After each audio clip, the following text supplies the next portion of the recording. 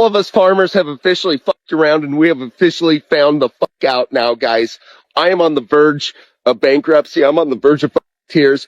Overnight, all of my help fled. My help, out of fear for their safety, their lives, they fled.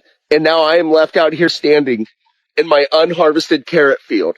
And I'm in Kansas, and this is when carrot harvest goes in Kansas. This field should be full of workers. But all my fucking workers left. And who the do you think is to blame for that? Every single one of them left.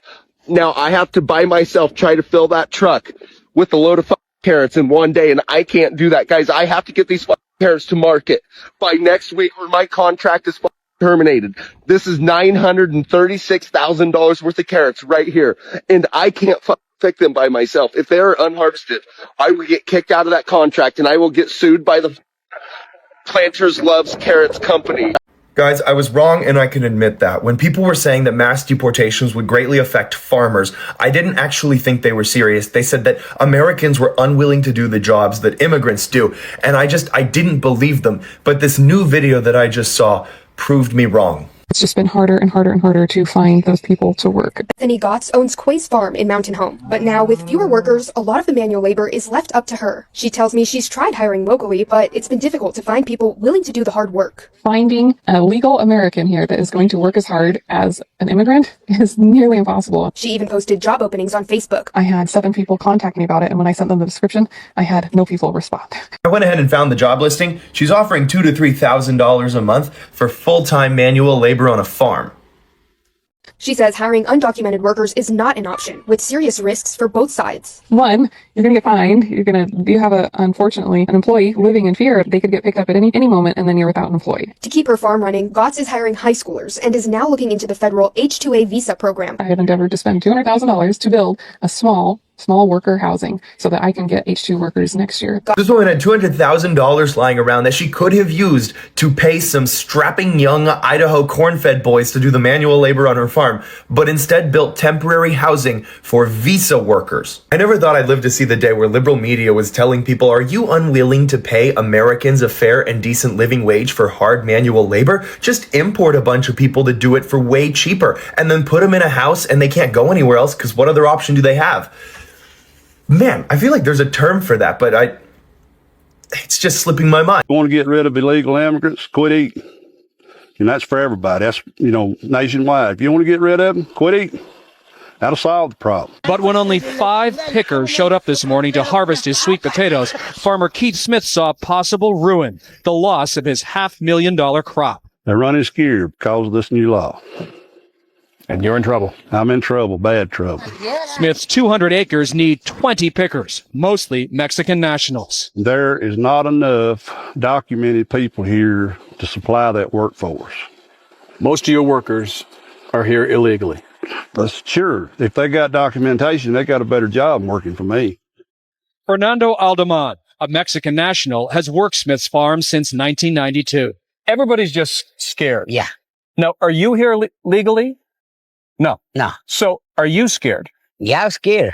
I'm scared, Smith's pickers make about $100 a day. He supports immigration laws, just not this one that threatens his third-generation family. You can't just say, hey, I'm going to get rid of these people, and then look at the farmers that are left without workers. This is the consequences when we chose the wrong direction. Oh, my God. Yes. It is what it is. Make America great. Yeah, low prices. So first, immigrants are taking your jobs. Now they're not there to work for you.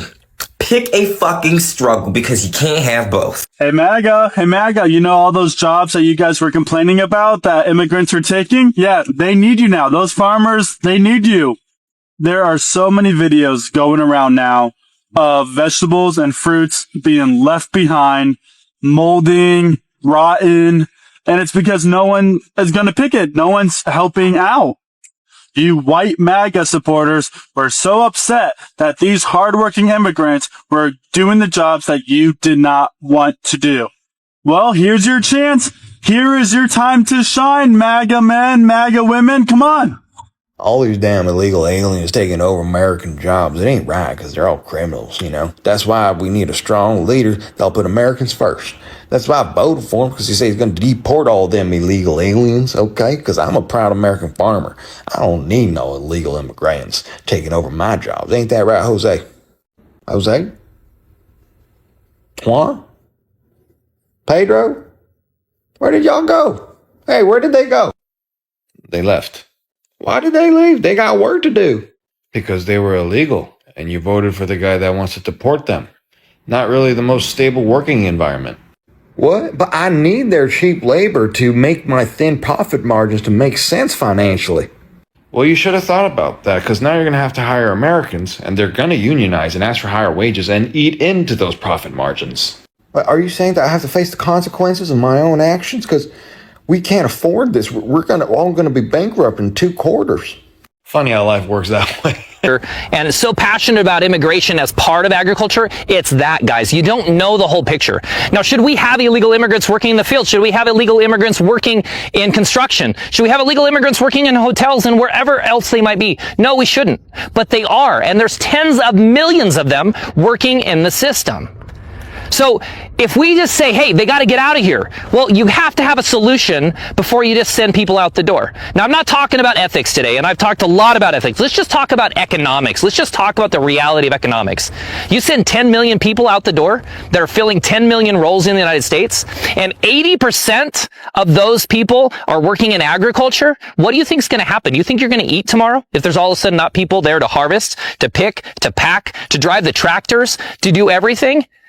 Pretty quick, you'd find yourself without any food in your mouth, any food in your stomach, and you would be starving to death. That's why I'm so passionate about it, because we can't just be stupid. We have to have a solution. The ethics aside, I'm frustrated by the ethics because I know the people that we're talking about, but I think you still want to eat. So no matter what, we got to look at a solution and not just complain about all of the people who are here illegally, because you'll starve to death without them. Wait, you mean to tell me Americans don't want to pick lettuce for $2 an hour? No. Now the farmers are crying because they can't find any workers. Ain't that something? After you pushed out all of the immigrant workers who actually did the job, now you're standing around wondering why Chet and Kaylee won't come pick your cabbage in 100-degree weather for $4.75 and a Capri Sun? Y'all really thought folks were going to jump at the chance to break their backs for pennies on a dollar. But you know what's even funnier, y'all? Some of these farmers say the American workers they do get, they don't even last the whole damn day.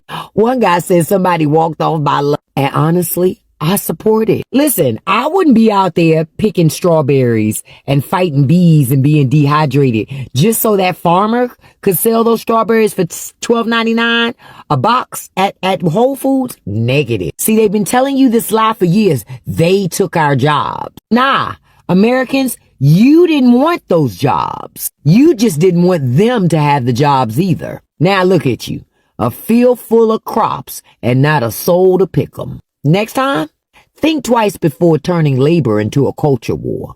'Cause now, it's just you and your own damn tomatoes. If we snapped our fingers and every single illegal immigrant in the United States disappeared, we would literally starve to death. You wonder why I'm so passionate about agriculture. The owners of Barbie's Berries here in Whatcom County used to allow ICE agents to use their fields to look for dangerous criminals among the farm worker population, until they saw a different side of things. Workers prepare for the new season at Barbie's Berries in Ferndale, although owner Randy Kraft worries it isn't just his crops getting all the attention. We're kind of like an easy picking area, I feel like. Randy recently had 2 longtime workers get picked up by immigration agents and deported. Hardworking family men he's known for more than a decade. As far as I can tell, from what comes out of Trump's mouth, they're not supposed to be taking innocent people. Good, hardworking, innocent people that we need. I've been knocked right in my butt, I'll admit it. Yeah, I'm really disappointed. The narrative that the administration is preaching really is not necessarily translating here on the ground. Washington State currently ranks dead last in America for farm profitability. Industry advocates warn the threat of additional deportations may make labor difficult to find and this fall's crops difficult to harvest. If that workforce is scared to even come to work because they or their family might be targeted by ICE, that puts your entire operation in jeopardy. Randy feels his government has let him down. He hopes the only things being picked up in Whatcom fields from now on are crops. I want to show you a video, but I want to make a statement when you're done watching it, okay? And the statement goes out to every single farmer who did this, and there are so many. I'm not sure if you heard it, the part about where he allowed ICE to come into his fields to harass his paid employees, people he was supposed to have vetted before he hired them. So the chances of them being, violent criminals were pretty slim to none. This is a man who heard all of the very same messaging that you and I heard, the same exact rhetoric come out of Donald Trump's mouth about how, they were all criminals, they were all rapists, they were all drug dealers, they were bad hombres. He heard it all, the same shit we heard. And when we said this is going to be an ethnic cleansing, we meant it. But you gambled your farm against your own racism, against your own bigotry. And at this point in the game, I don't give a fuck if I never have a goddamn vegetable or fruit from this country ever again. You all deserve to lose your farms. If you allowed ICE in your fields, you cheered this on, or you voted for it. Kiss my... Earlier this year, the Trump administration spent months demonizing immigrants and migrant workers, portraying them as criminals and blaming them for the economic problems and job loss in the United States. The political message was clear: immigrants were the problem. But now the agricultural industry is facing the reality of what those policies created. Farms across the country are dealing with labor shortages because the truth is something that politicians rarely admit out loud. The United States agricultural system depends heavily on migrant labor to function. So now the same administration is trying to bring migrant workers back through the H-2A agricultural visa program, which allows farms to recruit temporary foreign labor to harvest crops and maintain food production. But the wages being discussed are raising serious alarms. Reports circulating this week say that under the proposed wage structure, some H-2A workers could see pay calculated as low as about $1 an hour in certain cases and around $7 in others, depending on the state and how the deductions are applied. Part of that calculation allows farms to include housing as part of the compensation package, which reduces the amount of actual cash workers receive. Farm worker housing in the United States has been criticized for decades for overcrowding, poor sanitation, and unsafe living conditions, which makes the idea of counting that housing as part of the worker's wage extremely controversial. Because of these changes, the United Farm Workers Union has filed a lawsuit against the administration, arguing that the policy violates labor protections and will drive wages down, not only for migrant workers, but for agricultural workers across the entire industry. The situation exposes a contradiction that's difficult to ignore. The same workers who were recently portrayed as a threat are now being asked to return because the food system can't operate without them. Yet the policies being proposed still treat their labor as something that can be underpaid and easily exploited. If this issue matters to you, start paying attention to how agricultural labor policies are being written and how they actually benefit. Share this information and stay informed about the lawsuit, and ask whether the people who harvest the food that feeds an entire country are being treated with the dignity and fair compensation that they deserve. I don't know how everyone else feels, but in my view, the United States could not function the way it does today without immigrants. Immigrants are not the problem that many people try to portray them as. In reality, they play a vital role in the American economy, particularly in jobs that many native-born workers are unwilling to take. From agriculture, construction, and food production to hospitality, service industries, and elder care, countless sectors have relied on immigrant labor for generations. Many immigrants begin their workdays before sunrise, spending long hours in extreme heat or harsh weather conditions, performing physically demanding jobs that few others want to do. Yet, instead of receiving recognition for those contributions, they often become targets of criticism, discrimination, and threats of deportation. Now, the consequences of those policies are becoming increasingly visible. You can see it clearly in agriculture. Many crops are not being harvested on time. Growing seasons are being disrupted, and produce is left to spoil in the fields. This is what happens when policy decisions are driven by emotion and anger rather than economic realities. Some people believe that mass deportations only affect those who are directly targeted.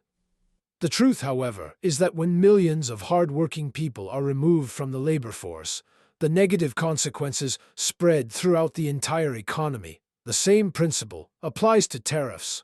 Many people support import tariffs under the assumption that other countries will bear the cost. In reality, businesses often pass those additional expenses onto consumers.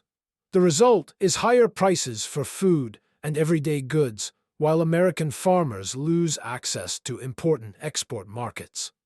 In the end, policies promoted through emotionally charged slogans often become the very reason ordinary Americans end up paying the price. This is why blaming others or fueling racial prejudice always comes at a cost.